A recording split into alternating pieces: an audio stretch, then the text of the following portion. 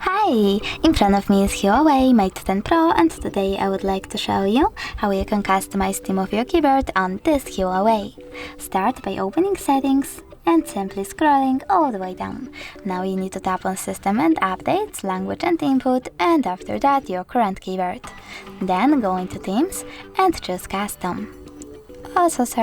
Misclick. Custom over here. Then choose Start and tap on Add Image. Over here select Allow and tap on one of these sources. I will go with Gallery. Then select one of your pictures, for example that one, and click at the top right corner to add it.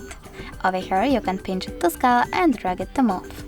Then adjust background darkness by swiping left or right and tap on Done.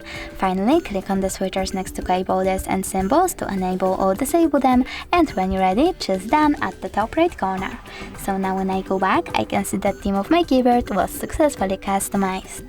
Thanks so much for watching. If you enjoyed this video, leave a like, comment and subscribe.